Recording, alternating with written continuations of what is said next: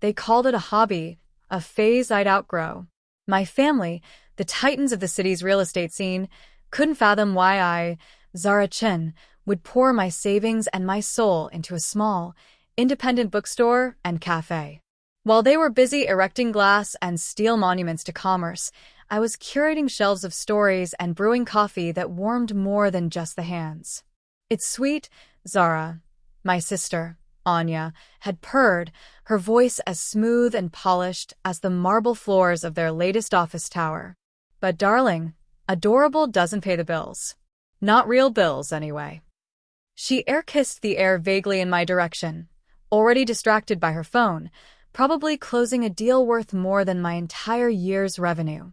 If you've ever felt underestimated, if you've ever had someone dismiss your passion because it wasn't loud or flashy enough, then this story is for you.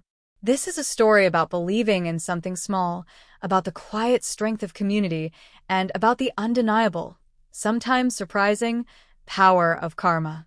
If you believe that good intentions and hard work find their own rewards, and if you support the dreamers, the builders of small, beautiful things, please take a moment. Hit that like button. Subscribe to the channel. Let me know in the comments where you're watching from. What city are you in right now? It helps me feel connected to you, the amazing people who understand that success isn't always measured in square footage or dollar signs. Thank you. Truly.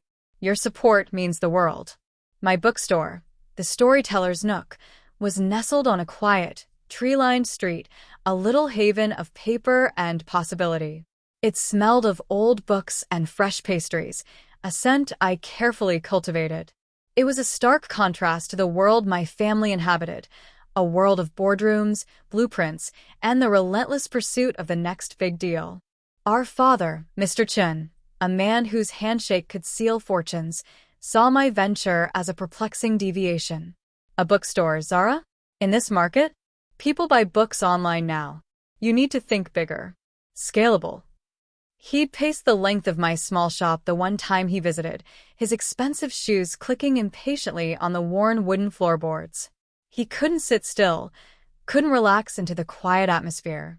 The only thing he seemed to appreciate was the strong black coffee I made him, a brief flicker of approval in his otherwise critical gaze. Anya, my sister, was the heir apparent to his empire. Sharp, driven, and possessing a cutthroat business acumen that both impressed and terrified me, she was everything our father expected in a successor. She wore designer suits like a second skin and spoke a language of mergers and acquisitions that sounded foreign and cold to me. We were sisters by blood, but strangers in ambition. While she was negotiating multi-million-dollar property deals, I was debating the merits of different literary genres with my customers and hosting poetry readings on Thursday nights. For years, this comfortable, albeit slightly strained, dynamic existed. They built their empire on one side of the city, and I nurtured my little corner on the other. We coexisted, politely agreeing to disagree on the definition of success. But then, they decided to build their magnum opus, a luxury mall, and they decided to build it 5 blocks away from me. The first I heard of it wasn't from my father or Anya. It was from a newspaper headline screaming about a new era of luxury coming to the district. My district. Then came the official announcement, delivered by Anya over a tense family dinner. "We're breaking ground next month," she announced, spearing a piece of salmon with unnecessary force. The Grand Promenade. High-end retailers, Michelin star restaurants, the works. It's going to revitalize the area. She glanced at me, a knowing, almost pitying look in her eyes. "Might bring some foot traffic your way, Zara. Though I doubt your customers are our target demographic." My heart sank. Revitalize? Or overshadow? Their idea of revitalization usually involved tearing down anything with character and replacing it with generic, soulless structures. I managed a weak smile. "That's big, Anya." "It is," she agreed, a self-satisfied smirk playing on her lips. "It's what real business looks like." The months that followed were a strange mix of anticipation and dread. Construction began, a noisy, dusty, disruptive behemoth rising just blocks away. The quiet charm of my street was threatened by the constant rumble of trucks and the distant clang of machinery. My regulars, the lifeblood of my business, started commenting. Heard about the mall, Zara. Old Mrs. Gable, who came in every Tuesday for a scone and a new mystery novel, said with a frown. Hope it doesn't change things too much. I hoped so too, with a fervent intensity that bordered on prayer. I doubled down on what made the Storyteller's Nook special. More community events, more signings with local authors, more emphasis on personalized recommendations. I couldn't compete with luxury brands and national chains, but I could offer something they couldn't: a genuine connection, a sense of belonging. One particularly loud afternoon, when the vibrations from the nearby site made the teacups rattle on their saucers, Anya decided to pay a visit. She swept in, a whirlwind of expensive perfume and crisp fabric, looking utterly out of place amidst the comfortable clutter of my shop. Zara, she said, her voice slightly strained over the construction noise. Honestly, how do you stand it? It's temporary, I replied, forcing a lightness I didn't feel. Temporary? Darling, this is just the beginning. Once the mall is open, this whole area will transform. You'll have to adapt. She looked around, her nose wrinkling slightly as she took in the mismatched furniture and the slightly worn carpets.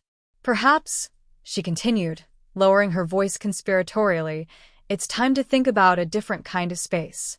We'll have smaller retail units in the mall. I'm sure Dad could give you a favorable lease. You could modernize, reach a whole new clientele. It was the offer I'd been dreading. Their solution to my potential obsolescence wasn't to support my existing business, but to absorb it into their own vision. I'm not interested in being a smaller retail unit in a mall, Anya, I said, trying to keep my voice calm. I like my space. I like my customers. But these customers, she waved a hand dismissively at a group of teenagers browsing the fantasy section. Are they really sustainable? The mall will bring in people with real spending power. My customers are loyal, I countered, a touch of heat creeping into my voice. They come here because it's not a mall, because it's personal. She sighed, a sound of exaggerated patience. Zara, be realistic. This is progress. You can't stop it. Maybe not, I said, a new idea beginning to form in my mind, but maybe I can find a way to fit into it without losing who I am. Anya left unconvinced, leaving behind a faint scent of expensive perfume and a heavy cloud of doubt. Her visit, however, solidified something within me. I wasn't going to be swallowed up by their grand plans. I would find a way to stand my ground. I spent the next few nights poring over business books, researching market trends, and, most importantly, talking to my customers. What did they love about the Storyteller's Nook? What did they want to see more of? The answers were consistent. The atmosphere, the curated selection, the sense of community, the personal touch. They didn't want a sterile, generic shopping experience. They wanted connection. This reinforced my belief that my little shop had something valuable, something their sprawling luxury mall, for all its grandeur, might lack. They were building a monument to commerce. I was cultivating a community. And in an increasingly digital and impersonal world, perhaps community was the real luxury. As the construction of the Grand Promenade continued, I decided to embrace the chaos. I put up a sign outside that read, "Under construction? So are we. Building new stories, one book at a time." I started a construction soundtrack playlist, filling the shop with upbeat music that helped drown out the noise from outside. I even held a dusty book sale, offering discounts on books that had, inevitably, accumulated a fine layer of construction dust, turning a nuisance into a quirky marketing event. My customers loved it. They took pictures of the sign and the dusty books, posting them online with hashtags like #SupportSmallBusiness, #TheStoryteller'sNook, #ReadingThroughConstruction. The local newspaper even did a small feature on my creative coping strategies, portraying my little shop as a plucky underdog facing down the corporate giant next door. This, I suspected, did not please my family. My mother, bless her heart, tried to play peacemaker. "Your father and Anya just worry about you, dear," she'd said during one of her visits, carefully avoiding looking at the construction site visible through my window. They've worked so hard on this project. It's going to be magnificent. I know it is, Mom, I'd replied, but so is this. I gestured around my shop, at the customers browsing the shelves, the couple laughing quietly over coffee in the corner, the children gathered for story time. It's just a different kind of magnificent. She'd sighed, a soft, resigned sound. They just want you to be secure, Zara. To not have to struggle. I'm not struggling, Mom. I'm building something I believe in. The groundbreaking ceremony for the Grand Promenade was a lavish affair. My family, of course, expected me to be there. It's a family event, Zara, my father had insisted, his tone leaving no room for argument. Your presence is required. I went, feeling like an alien in their world of polished surfaces and air kisses. Anya, dressed in a power suit that probably cost more than my monthly rent, was in her element, networking and smiling for the cameras. My father stood at the podium, his voice booming with confidence as he spoke of job creation, economic growth, and a new era of luxury shopping. I stood at the back of the crowd, feeling invisible, a small, insignificant, in the face of their grand vision. As I watched them bask in the glow of the flashing cameras and the admiring glances of investors and dignitaries, I felt a pang of something I couldn't quite identify, not quite envy, maybe a touch of sadness for the disconnect between us. They were celebrating scale, grandeur, and profit margins. I was celebrating connection, community, and the quiet joy of a good book. We were speaking entirely different languages of success. I didn't stay for the celebratory lunch. I mumbled an excuse about needing to get back to the shop and slipped away, leaving them to their champagne and canapés. As I walked back to my street, the contrast between the two worlds felt sharper than ever. The construction site, a hive of activity, represented their future. My quiet street, with its familiar shops and friendly faces, represented mine. Back in the storyteller's nook, I brewed myself a strong cup of coffee and sat down at my desk. I looked at my sales figures, my customer database, the notes I'd taken during my conversations with regulars. My business was small, yes, but it was also stable, growing steadily, and most importantly, profitable. I had built it not on leverage and speculation, but on genuine value and strong relationships. That evening, as I was closing up, locking the door and turning off the lights, a sleek black car pulled up outside. I recognized it instantly, Anya's. She got out, looking less polished than usual, her brow furrowed. Zara, she said, her voice tight. We need to talk. I unlocked the door and let her in, the scent of her perfume filling the quiet space. She looked around, her eyes scanning the bookshelves, the cozy seating areas, the small stage where I hosted readings. It's peaceful, she admitted, a hint of surprise in her voice. I like it that way, I said simply. She walked over to a display of local pottery I sold, running a finger over a ceramic mug. Dad's not happy you left the ceremony early. I had work to do, I replied. She turned to face me, her expression serious. Listen, Zara. The mall is a massive investment. Billions. There's a lot riding on it. We need it to be successful. And you think my little bookstore is somehow a threat to that? Not a threat, exactly, she hesitated, searching for the right words. But a distraction? It's just so different from everything else happening in the area now. It doesn't fit the narrative of luxury and exclusivity. Maybe the narrative needs to change, I suggested quietly. She stared at me for a moment, as if seeing me for the first time. You really believe in this, don't you? With everything I have, I said, meeting her gaze. She sighed again, running a hand through her perfectly styled hair. I just don't want to see you get hurt, Zara.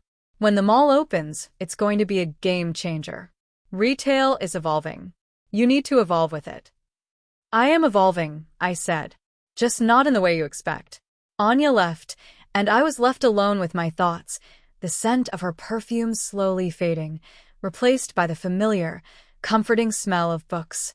The conversation had been difficult, but it had also reinforced my resolve. I wasn't going to abandon my dream. Not for anyone. The The construction of the Grand Promenade continued relentlessly. The noise and dust became a constant backdrop to my days. But I adapted. I installed better soundproofing, invested in a heavy-duty air purifier, and started offering free coffee refills to anyone who came in with a hard hat, a small gesture that got a surprising amount of positive attention online. My community events grew in popularity. Local artists displayed their work on my walls, musicians played acoustic sets on my small stage, and various clubs and groups started using my cafe for their meetings. The Storyteller's Nook wasn't just a place to buy books and coffee. It was becoming a hub, a gathering place for people who valued connection and creativity. Meanwhile, news of the Grand Promenade's progress filled the local media. Glossy articles featured renderings of the opulent interiors, lists of the high-end brands that had signed leases, and interviews with my father and Anya, who spoke confidently about the future of retail. They were building a temple to luxury, a place designed to attract the wealthy and the elite. One afternoon, a representative from a major retail consulting firm visited my shop. He introduced himself as Mr. Harrison and said his company had been hired by the Grand Promenade's investors to conduct market research. He spent an hour in my shop, observing the customers, asking me questions about my business model, my marketing strategies, and my relationship with my community. He seemed particularly interested in my ability to attract and retain loyal customers despite the disruptive construction nearby. "It's quite remarkable, Miss Chen," he said, looking around the bustling cafe. "Conventional wisdom would suggest that a small business like yours would struggle in these conditions, especially with a major development happening next door." "We have a strong community," I explained. "People feel a connection here. It's more than just a transaction." He nodded thoughtfully, making notes in a small leather-bound notebook. Authenticity, community, experience. These are themes that are coming up repeatedly in our research. Consumers, particularly younger generations, are looking for more than just products. They're looking for meaning. His words resonated deeply with me. This was what I had instinctively understood, what I had built my business on. While my family was focused on the traditional metrics of retail, foot traffic, sales volume, brand prestige, I had been building something less tangible but, I suspected, ultimately more valuable. A few weeks later, the whispers started. Rumors of delays at the Grand Promenade. Murmurs about some investors getting nervous. The carefully constructed facade of effortless progress began to show tiny cracks. Anya, who usually radiated an aura of unflappable confidence, seemed more stressed, her calls to me becoming more frequent and less condescending. "Have you heard anything, Zara?" she'd ask, her voice tight. "Anything about market sentiment?" "Only what I read in the papers," I'd reply, which was true. I wasn't privy to the inner workings of their corporate world. Then came the news that stopped everyone in their tracks. A major anchor tenant, a globally recognized luxury department store, pulled out of the Grand Promenade project. The reason cited was evolving market conditions and a strategic shift towards more community-integrated retail models. The news sent shockwaves through the city's business community. My father's carefully constructed empire suddenly looked less invincible. The newspaper articles that had once lauded the Grand Promenade as the future were now questioning its viability. The atmosphere at the next family dinner was thick with tension. My father was uncharacteristically quiet, his usual bluster replaced by a grim determination. Anya was pale, her eyes shadowed with worry. The Grand Promenade, their pride and joy, was faltering. "This is a setback, yes," my father said, his voice low and measured. "But we will find a new anchor tenant. We will move forward." "It's not just the anchor tenant, Dad," Anya said, her voice trembling slightly. "Some of the smaller retailers are reconsidering too. They're worried about the market. They're saying the focus on pure luxury might be too narrow." My father slammed his hand on the table, the sudden noise making us all jump. "Nonsense. Luxury is always in demand. This is a temporary blip." I sat there, silent, observing the unfolding drama. They were so invested in their vision of what the market should be, they were blind to what it was becoming. After dinner, as I was getting ready to leave, my father stopped me. "Zara," he said, his voice softer than usual, You have a good understanding of this district, of the people here. I waited, unsure where he was going with this. That Mr. Harrison from the consulting firm, he continued, avoiding my gaze. He spoke highly of you, of your connection with the community. My interest was piqued. He visited my shop a few weeks ago. Yes. Well. His report, it highlights the growing importance of authentic, community-focused retail. It suggests that projects that don't incorporate these elements may struggle. He finally looked at me, a flicker of something that looked like uncertainty in his eyes. He mentioned your bookstore specifically, as an example of what people are looking for. I didn't say anything, just waited. We might need some insights, he admitted, the words seemingly difficult to force out. From someone who understands this side of the market. It was a small crack in his impenetrable facade, but it was a crack nonetheless. My family, the people who had dismissed my business as a hobby, were finally acknowledging that I might have something valuable to offer. It wasn't an apology, not by a long shot, but it was a start. The next day, Anya called me. Her voice was devoid of its usual condescension, replaced by a hesitant, almost vulnerable tone. Zara, she said.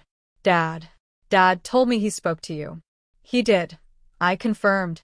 Look, she continued, I know I haven't always understood what you do. I've been focused on the big picture, the traditional metrics. But things are changing. They are, I agreed. We're holding a meeting with the remaining investors next week, she said, to discuss the project's future. We need to show them we have a plan to address the market concerns. We need to show them we understand authenticity. There was a pause. I could almost hear her swallowing her pride. Would you be willing to come to the meeting, Zara? To share your perspective? The request surprised me. It wasn't an invitation to join their world, but a request to bring a piece of mine into it. It was an acknowledgement that my small business might hold some big answers. I thought about all the years of gentle mockery, of being dismissed as the artistic, impractical sister. I thought about the construction noise that had rattled my teacups and threatened to overshadow my dream. But I also thought about my loyal customers, the vibrant community I had built, and the quiet satisfaction of proving that there was more than one way to define success. I'll come, I said. But I'll come as myself, Anya. As the owner of the Storyteller's Nook. Not as part of the family business. She hesitated for a moment, then said, Okay. Yes. That's fine. Thank you, Zara. The investor meeting was held in a sterile, glass-walled conference room high up in one of my father's office towers. I felt a familiar sense of being out of place, surrounded by men and women in expensive suits, their faces etched with varying degrees of concern and impatience. My father and Anya presented their revised plans, their voices lacking some of their usual conviction. They spoke of market adjustments and strategic pivots, using language that sounded slightly hollow in the face of the project's very public struggles. Then it was my turn. Anya introduced me, her voice surprisingly steady. My sister, Zara Chun, has built a highly successful independent business in the district. She has a deep understanding of the local consumer and the evolving retail landscape. I took a deep breath and began to speak. I didn't use corporate jargon or buzzwords. I simply told the story of the Storyteller's Nook.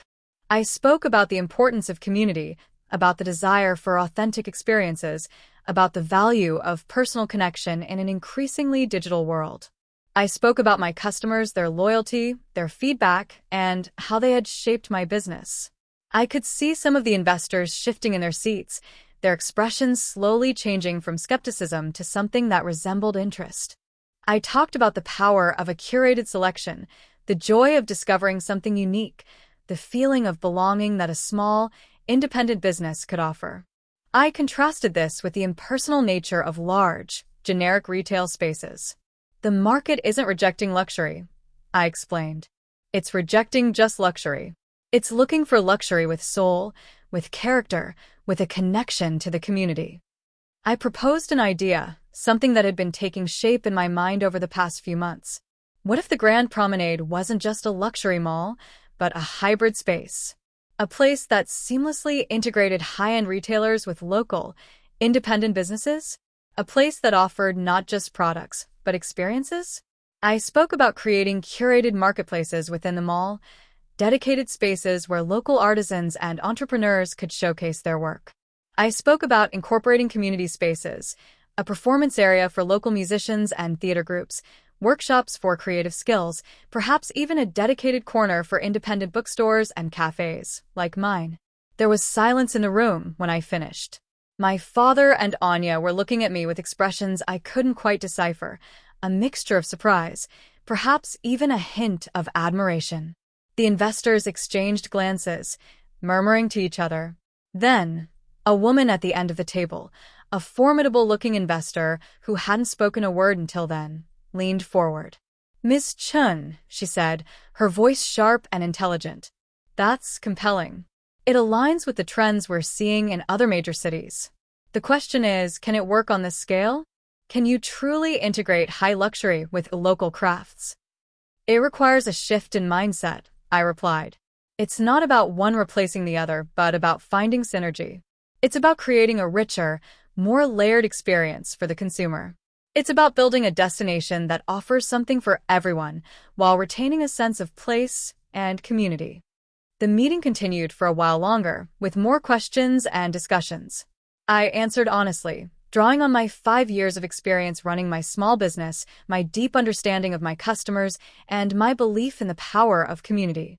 As the meeting wrapped up, my father approached me, a thoughtful expression on his face. "That was unexpected, Zara," he said. "Was it?" I asked, a small smile playing on my lips. "You spoke very well," Anya added, her voice still a little subdued. "You made some interesting points." "They're points my customers have been making for years," I said. In the weeks that followed, the atmosphere surrounding the Grand Promenade project began to shift again.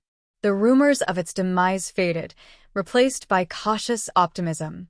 There were more meetings, more discussions, and this time I was actively involved.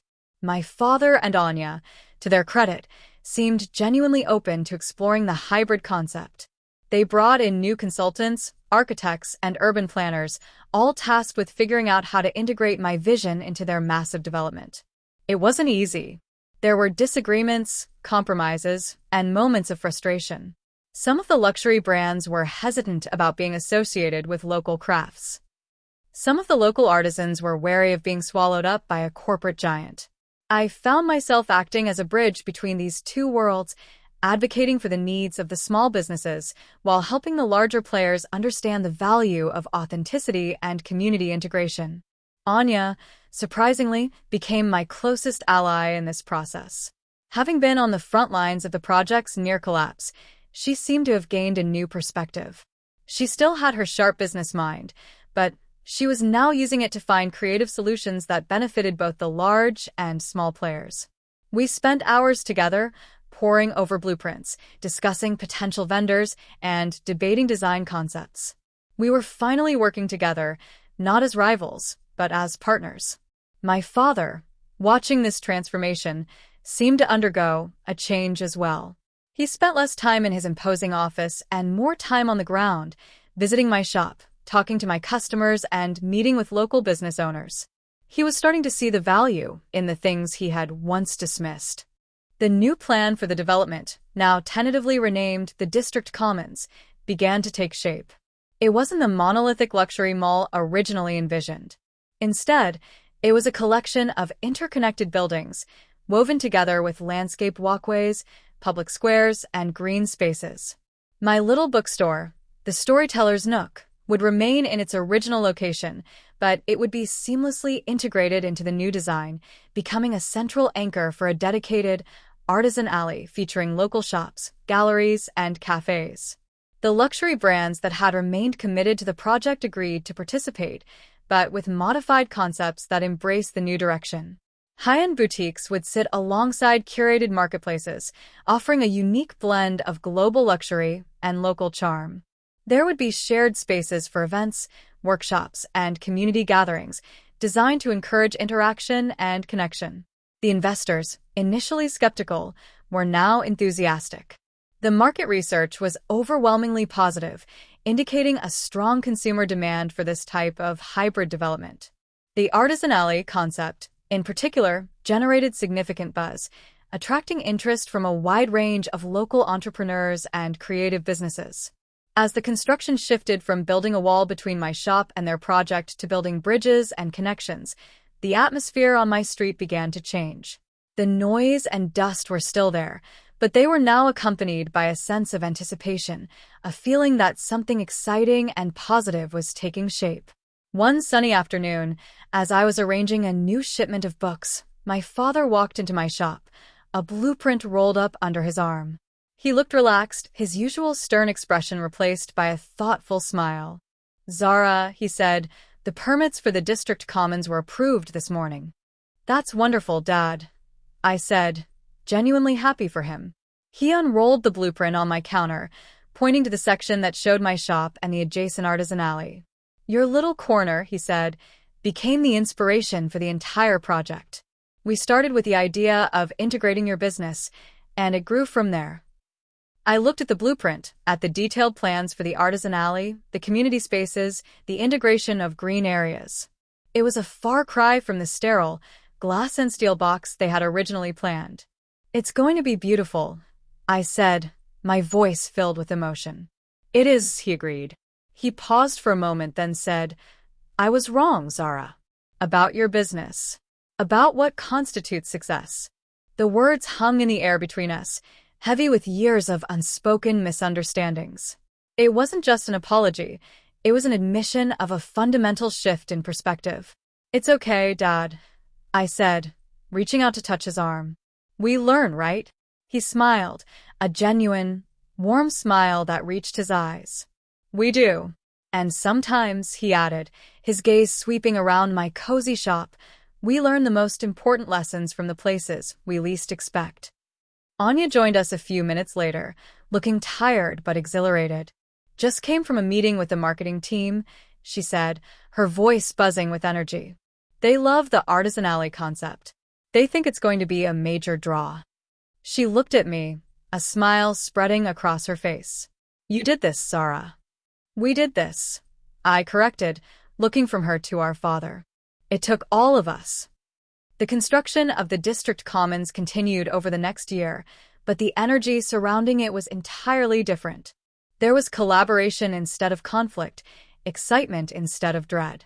Local artists were commissioned to create public art installations, community groups were consulted on the design of the public spaces, and independent businesses were actively recruited to fill the Artisan Alley. My shop remained open throughout, a steady, comforting presence amidst the ongoing transformation. I watched as the sterile construction site gradually morphed into a vibrant, welcoming space. I saw walls go up, not to divide, but to define new spaces for creativity and commerce. I saw pathways being laid, not to direct shoppers to generic stores, but to invite them to explore a diverse and interesting landscape. When the district commons finally opened, it was everything we had hoped for and more. It wasn't just a retail development. It was a living, breathing community hub. The grand opening was a celebration, not of corporate achievement, but of collaboration and shared vision. There were live music performances in the central square, art exhibitions in the public spaces, and bustling marketplaces filled with local vendors. The Storyteller's Nook was busier than ever. My regulars were thrilled to see their beloved shop integrated into the new development, and I gained a whole new clientele drawn by the unique atmosphere of the district commons. People came not just to shop, but to linger, to connect, to be part of something special. Anya, now the director of development for the district commons, thrived in her new role. She used her formidable skills to manage the complex ecosystem of luxury brands and independent businesses, ensuring that everyone felt valued and supported. She even started a mentorship program, pairing established luxury retailers with emerging local entrepreneurs. My father, though still involved in the family's other ventures, spent a significant amount of time at the district commons. He seemed genuinely proud of what we had created, a legacy that was about more than just financial success. He often stopped by my shop, not for business discussions, but just to chat, to observe the lively atmosphere, to connect with the community that had, in a way, saved his biggest project. One evening, a few months after the opening, I was working late in my shop when my father came in. The district commons was quiet, the daytime crowds gone, the lights casting a warm glow on the buildings. He walked over to my counter and leaned against it, looking out at the illuminated square. "Remember, Zara," he said, his voice soft, "when I told you that people buy books online now? That you needed to think bigger?" I smiled. "I remember, Dad." "I was wrong," he repeated. "About that and about so many other things." He turned to me, his eyes reflecting the lights of the commons. "You built something here that I couldn't have built with all my money and all my experience. You built a heart." I felt a lump form in my throat. It was the most vulnerable I had ever seen him, the most open. "This," he continued, gesturing to the vibrant space outside, "this is more than just a development. It's a testament to your vision, your perseverance, and your belief in the value of things that can't be measured on a balance sheet." Tears welled up in my eyes. "It was a team effort, Dad." "Maybe," he conceded, "but you were the catalyst. You showed us a different way." He paused, then added, "Your mother is planning a family dinner next Sunday. No business talk. Just family. Will you come?" "I'd love to," I said, my voice thick with emotion. He smiled, a genuine, heartfelt smile. "Good." He stood up straight, his demeanor shifting back towards his usual self, but with a newfound softness around the edges. "I'll see you then, Zara." After he left, I stood by my window, looking out at the district commons. It was a physical manifestation of a bridge built, of misunderstandings overcome, of different worlds finding a way to coexist and thrive. My family had mocked my small shop, had tried to overshadow it with their luxury empire. But in the end, it was the values my small shop represented, authenticity, community, connection, that had saved their project and, in a way, brought our family closer than ever before. The journey hadn't been easy. There had been moments of doubt, frustration, and hurt. But standing there, in the heart of the vibrant commons, I knew that every struggle, every challenge, had been worth it. I had stayed true to myself, to my vision, and in doing so, I had not only built a successful business, but I had also helped to build something bigger than myself, a community, a connection, a legacy. I thought about the power of belief, the quiet strength of perseverance, and the unexpected ways that karma can work in our lives. Sometimes, the biggest victories aren't won on the battlefield of grand ambitions, but in the quiet corners where authenticity and connection flourish. And sometimes, the people who teach us the most valuable lessons are the ones we underestimate the most. The success of the district commons attracted national attention. Urban planners and developers from other cities came to study our model, eager to replicate the blend of luxury and local, of commerce and community. My father and Anya were invited to speak at conferences, sharing the story of their transformation, giving credit to the unexpected source of their inspiration. Anya and I even started a consulting service, advising other developers on how to create similar hybrid spaces. We were a formidable team, her corporate expertise complementing my understanding of community and authenticity. Our different perspectives, once a source of conflict, had become our greatest strength. My mother often visited the district commons, sitting in the cafe area I had insisted on, watching the people, soaking in the atmosphere. She seemed content, no longer pushing her idea of success onto her daughters, but simply enjoying the vibrant reality we had created. The family dinners became a regular occurrence, no longer tense affairs filled with unspoken resentments, but relaxed gatherings filled with laughter and genuine connection. We talked about everything and nothing, sharing stories, catching up on each other's lives. The Grand Promenade, the project that had threatened to divide us, had ultimately become the catalyst for bringing us closer. The Storyteller's Nook continued to thrive, a beloved institution in the heart of the district commons. It was a reminder of where it all began, a testament to the power of a small dream and the community that nurtured it. One day, a young woman came into my shop, her eyes wide with excitement. I just moved to the area, she said, and everyone told me I had to visit the Storyteller's Nook. They said it's the heart of the district commons. I smiled, my heart swelling with pride. Welcome, I said. We're happy to have you here. I thought back to Anya's dismissive words, her belief that my customers weren't their target demographic. And I thought about how my father had struggled to understand my vision. They had seen a small shop. They hadn't seen the community, the connection, the heart that beat within its walls. The district commons wasn't just a successful development. It was a story. A story about family, about ambition, about the unexpected ways that seemingly opposite forces can come together to create something beautiful and meaningful. It was a story about the quiet power of staying true to yourself, even when the world around you is telling you to be something else.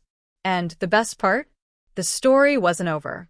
The district commons continued to evolve, attracting new businesses, hosting new events, and strengthening its connection with the community. My shop continued to welcome new readers, new dreamers, new members of our ever-growing family. My father, now semi-retired, often spent his mornings at the district commons, sitting on a bench in the square, watching the activity with a peaceful expression. He had found a new kind of fulfillment, a connection to the community that his earlier, larger-than-life projects had never provided. He had built an empire, but it was the human connection, the sense of belonging, that truly enriched him in the end. Anya, still as driven as ever, channeled her ambition into expanding the district commons concept to other cities. She wasn't just building retail spaces anymore. She was building communities, replicating the model that had been born out of the unlikely union of a real estate empire and a small bookstore. And me? I was still Zara Chen, owner of the Storyteller's Nook. My shop was bigger now, with more space for events and a wider selection of books, but it still held the same warm, welcoming atmosphere that had defined it from the beginning. I still brewed coffee, curated shelves, and talked to my customers one-on-one, connecting with them through stories and shared moments. Sometimes, when I had a quiet moment, I would stand by the window of my shop and look out at the district commons, at the people laughing in the square, the children playing near the fountain, the diverse array of businesses thriving side by side. I would think about the journey, the doubts, the challenges, and the unexpected turns that had led me here. It was a reminder that success isn't always linear, that the biggest impact can often come from the most unexpected places, and that the most valuable things we build are often the ones that nurture connection and community. My family had mocked my small shop, but in the end, it was that small shop with its big heart and its unwavering belief in the power of stories and connection that had shown them the way to a different, and perhaps more meaningful, kind of success.